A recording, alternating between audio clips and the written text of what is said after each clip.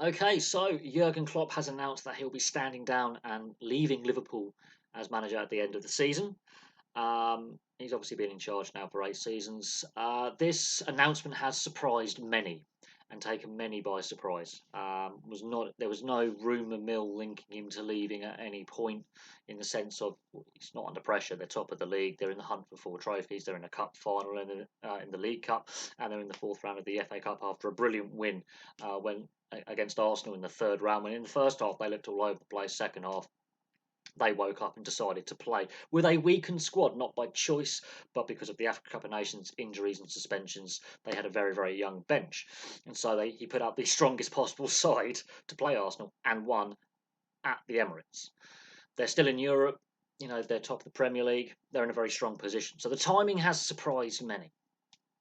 But then you've got to look at the entire period, and there's been some off-field issues concerning Liverpool, and of course people are going to compare him to Mourinho and Guardiola and others in the Premier League, especially Guardiola with Man City's dominance in recent seasons, where they won the majority of silverware. But then you look at what he's actually won and what he's achieved for Liverpool. Um, Obviously, winning that first league title in 30 years, including obviously their first ever Premier League title, so their first league title in the Premier League era, 3 decades. And another Champions League, obviously he wins the FA Cup and the League Cup, he's in another League Cup final. His trophy haul's not bad, but then people are going to compare him to Pep. And I think that's an unfair comparison at a time, because any other season, Liverpool have won 2 or 3 more league titles any other season. You look at the records in the Premier League, any other season they've won the league historically. If you look at points percentage and points attained for a league title, yeah, there's a record-breaking points haul in there. I think it's couple of 100-point seasons in there. Some of the best statistical seasons Liverpool have ever had, and we're also including their dominance in the 70s and 80s in there.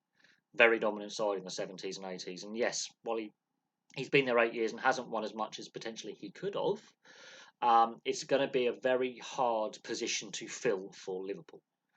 I think with him announcing it now, it does give a time frame for the Fenway Sports Group to find a successor. Now, Xabi Alonso is already, people are saying, get Xabi Alonso in from Spain.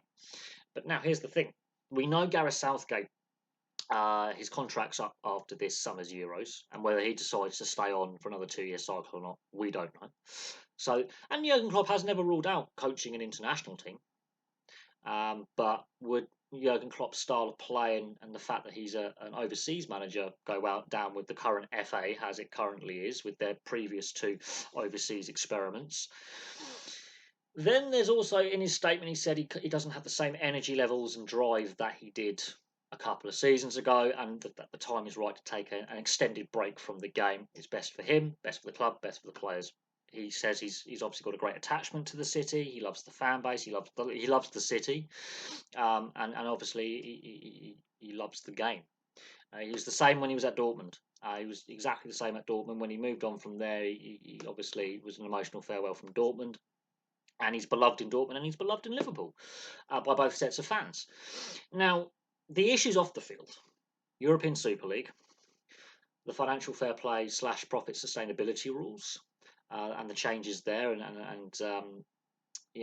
also the ownership group, Fenway Sports Group, potentially looking for outside investment, potentially wanting to sell a majority or a minority stake of the club. And also, you've got to factor in they did purchase the Pittsburgh Penguins as a majority stakeholder, about 85% of the Pittsburgh Penguins in the NHL, to add to the Boston Red Sox, their NASCAR investment. So they did spend a lot of money, which could also potentially constrain what Liverpool can spend in the transfer market. Now, you look at it, and yeah, he didn't win silverware every season, and that's the barometer. But, as things currently stand, top of the Premier League, in a League Cup final, into the fourth round of the FA Cup, and still in Europe. So there's the potential, however unlikely, that they could win more silverware this season.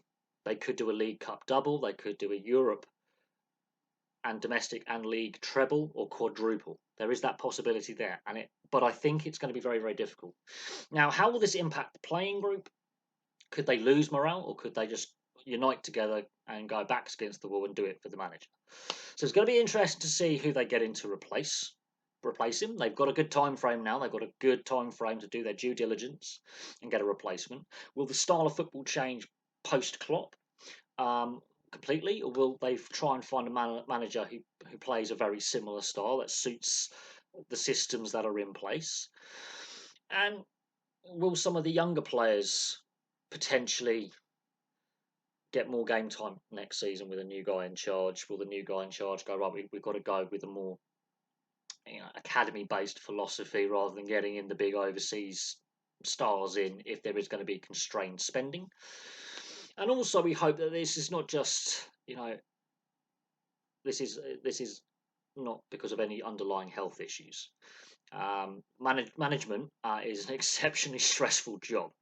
And in several press conferences, especially more recent seasons, Jurgen Klopp has been very outspoken in regards to VAR, fixture congestion, and the quality of officiating. He's been very, very outspoken. He's also had to field questions in regards to the European Super League, which he has no say over. Obviously, the Fenway Sports Group signed up for that. There was also a few months before the European Super League news broke, back in 2021, at the end of 2020, Liverpool and Manchester United did table a proposition to shrink the Premier League to 18 teams.